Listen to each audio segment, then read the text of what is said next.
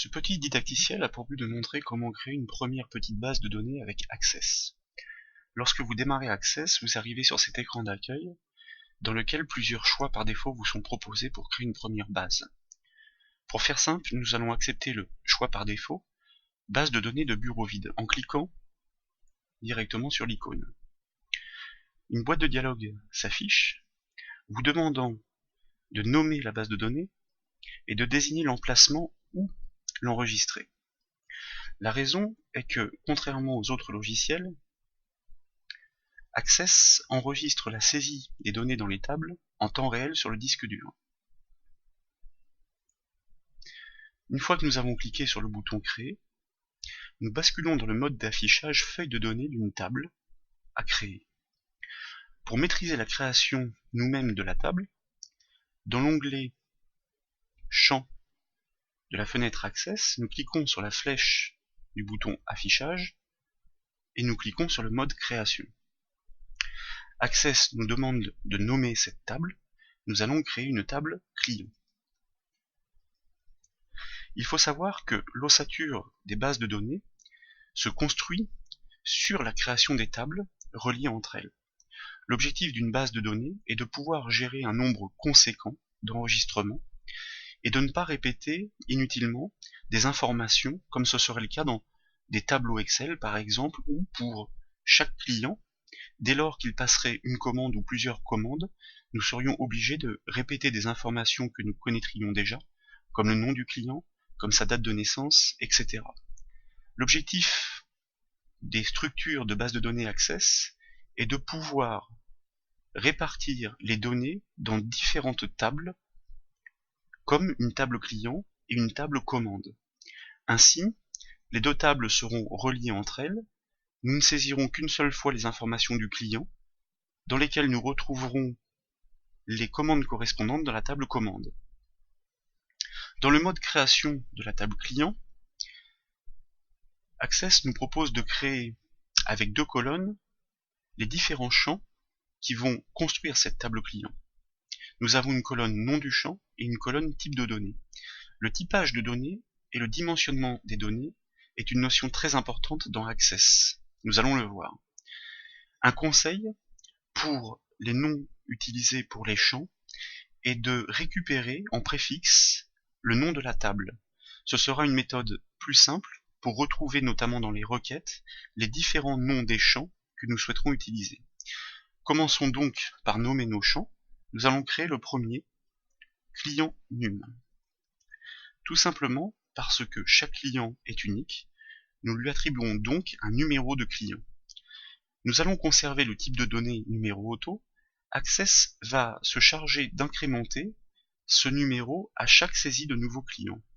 Vous constatez par défaut la présence d'une petite clé sur l'entête de ligne qui est une clé primaire. La clé primaire empêche tout simplement la saisie de doublons. C'est une sécurité Access. Nous poursuivons. Nous créons le champ client nom pour son nom de famille. Avec la touche tabulation, nous nous rendons dans le champ type de données. Nous lui attribuons un type de données texte court, ça nous va très bien. Et dans la zone propriété du champ, taille du champ, nous allons restreindre la longueur de ce texte à 25 caractères par exemple. C'est ce que l'on appelle le dimensionnement du champ. Rien ne sert de prévoir des champs dont la taille est trop grande. Il s'agit d'un souci d'allocation mémoire. Si vos champs sont mal dimensionnés et que votre base volumineuse est conséquente, il en résultera des ralentissements d'exécution, notamment pour vos sites web à venir.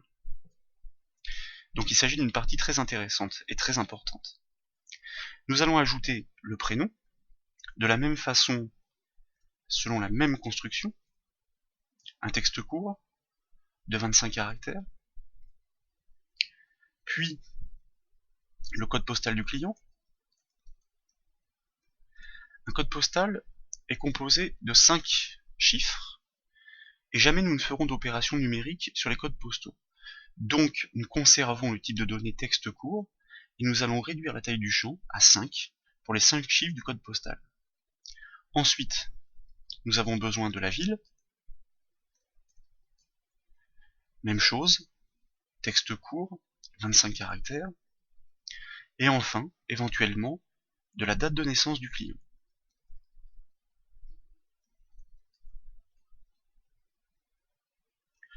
La date de naissance, c'est un type de données date-heure. Toujours pareil, dans l'onglet général, nous avons cette fois-ci une propriété format. Nous allons choisir une date ou un format de date qui nous convient, comme par exemple date abrégée.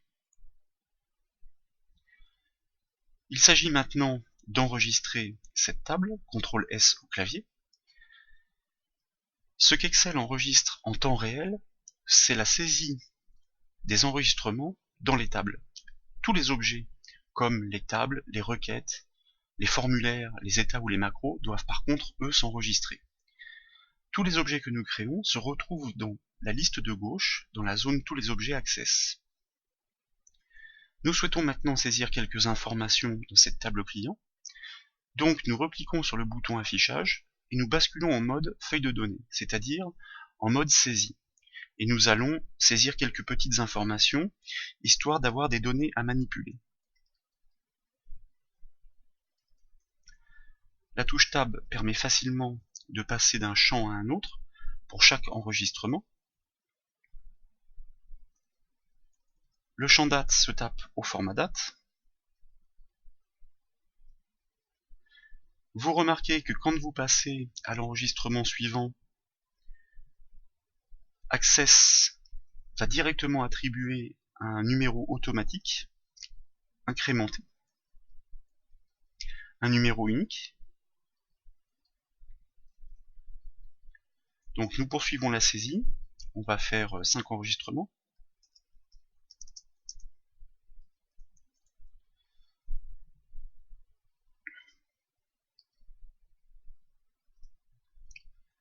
Toujours la touche Tab et nous passons sur un nouvel enregistrement.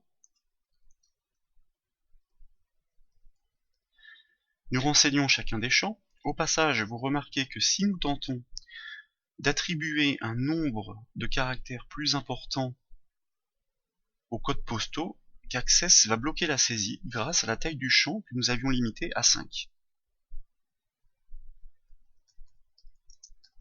Il en est de même pour les champs ville, nom et prénom que nous avions limités à 25 caractères.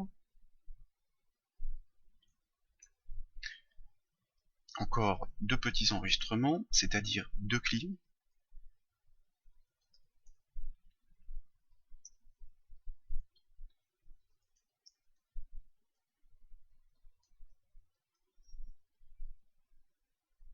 Et le dernier. Ici, pas besoin d'enregistrer les modifications puisque, une fois encore, les saisies sont enregistrées en temps réel sur le disque dur. Et la dernière date. Une fois que c'est terminé, nous pouvons nous concentrer à la création de la deuxième table, la table des commandes des clients. Donc vous voyez, par la petite croix de l'onglet, nous pouvons fermer la table et Access ne nous demande pas d'enregistrer les modifications puisque elles sont enregistrées automatiquement. Pour créer une deuxième table commande, en partant de 0, nous cliquons sur l'onglet Créer, et dans le ruban, nous cliquons sur le bouton Création de table. Nous revenons sur la vue précédente, et nous commençons la création de nos champs. Nous allons volontairement simplifier cette table, de manière à nous concentrer sur la philosophie Access. De la même façon, nous empruntons le préfixe du nom que nous allons attribuer à la table. Comme tout à l'heure, il nous faut un numéro de commande qui sera unique, donc nous choisissons un numéro auto, et nous allons directement lui attribuer une clé primaire en cliquant avec le bouton droit sur l'entête de ligne, et dans le menu contextuel, cliquez sur clé primaire. Donc c'est une sécurité qui nous empêchera de commettre des doublons. Puis, un champ que nous allons appeler commande client. C'est ce champ qui va établir le lien, qui va servir à établir le lien avec sa table parent, c'est-à-dire la table client, pour savoir quelle commande appartient à quel client. Nous devons donc impérativement typer ce champ de la même façon que le champ client num de la table client. C'était un numéro auto, ça veut dire un entier long. Donc, nous choisissons le type numérique et nous constatons que dans la taille du champ, nous sommes bien par défaut sur entier long. Ensuite, il nous faut un total pour cette commande. Nous allons choisir le type de données numérique, mais cette fois-ci ce ne sera pas un entier, mais plutôt un réel simple que nous choisissons avec la liste déroulante dans la zone taille de champ. Un réel simple tout simplement parce que le réel simple autorisera les décimales pour les montants de commandes qui ne sont pas arrondis. Et enfin, une date, rien de plus simple et comme tout à l'heure, un type de données date-heure, et un format date abrégée, ce qui est le plus clair et le plus simple. CTRL S pour enregistrer cette table, nous la nommons, et nous validons. Vous constatez que ce deuxième objet, cette deuxième table apparaît bien dans la liste de tous les objets Access. Nous ne devons surtout pas saisir tout de suite les informations dans la table commande. Tout simplement parce que, non contrôlés par Access, nous risquerions de commettre des erreurs. Nous devons tout d'abord établir des relations entre ces deux tables. Pour ce faire, nous allons cliquer sur l'onglet Outils de base de données et dans le ruban, cliquer sur le bouton Relations. Dans la boîte de dialogue qui s'affiche, nous sélectionnons les deux tables avec la touche CTRL. Nous cliquons sur Ajouter, puis nous cliquons sur Fermer. Ce qui va lier ces deux tables, c'est la clé primaire client num avec le champ commande client que nous avons typé exactement de la même façon.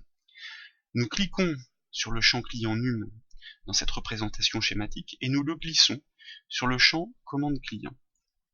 Instantanément, une boîte de dialogue apparaît pour matérialiser la relation entre le champ client num et commande client.